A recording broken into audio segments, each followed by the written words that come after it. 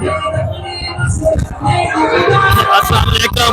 آج ہم اپنے فلسطینی بھائیوں کے لیے یہاں پہ اکٹھے ہوئے ہیں. ان کا جو بے ایمانہ قتل عام جو اسرائیل اور تمام صہیونی قوتیں جو اس شیطانی عمل میں شریک ہیں ان کے خلاف بطور احتجاج آج تمام مسلمانان پاکستان بطور ایک سچے پاکستانی اور ایک سچے مسلمان کے یہاں پہ اکٹھے ہوئے ہیں. احتجاج احتجاج احتجاج، نہ صرف احتجاج بلکہ OIC کے 53 اسلامی ملکوں کو یہ غیرت دلانے کے لیے آئے ہیں کہ اٹھو، یہ اپنے اصلوں کے انبار اور اپنے وسائل اگر آپ فلسطینیوں کے لیے استعمال نہیں کر سکتے تو پھر ان کو آگ لگا دو. شرم آنی چاہیے تمام.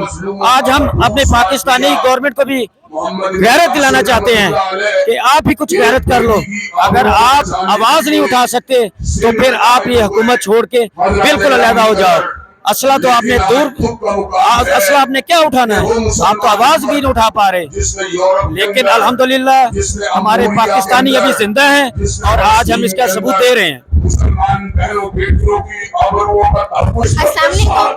میں آج غزہ مارچ میں شریک ہوئی ہوں اور فلسطینی بچوں کا ساتھ دینے کے لیے ان سب کا ان کے ساتھ یکجہتی کے لیے شریک ہوئی ہوں اور میرے ساتھ میری پوری فیملی شریک ہے اور ہم جینوسائیڈ کو کنڈیم کرتے ہیں اور فلسطینیوں کے ساتھ ہیں اور ہم جماعت اسلامی کی اس کوشش کو سراہتے ہیں اور ان کے ساتھ سارے لوگ جو شریک ہیں ان کی کوشش کو سراہتے ہیں.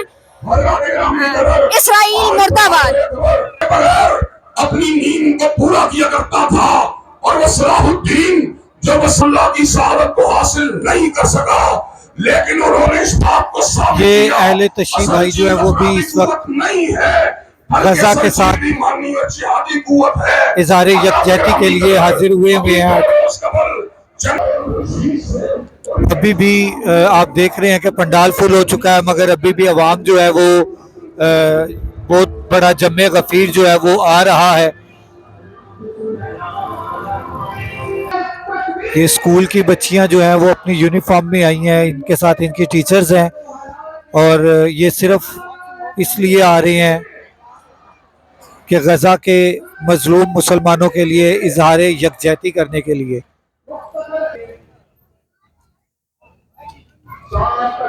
بچے, جوان, بوڑھی عورتیں, بچیاں چھوٹی, اسکول کی بچیاں سب آج یہاں پر اپنی نمائندگی دے رہی ہیں غزہ کے ساتھ, فلسطین کے ساتھ اظہار یکجہتی کرنے کے لیے. آج یہاں پر پاکستان لاہور کے اندر سے جو ہے وہ پوری کی پوری عوام جو ہے آج اس پنڈال میں, اس احتجاج میں, اس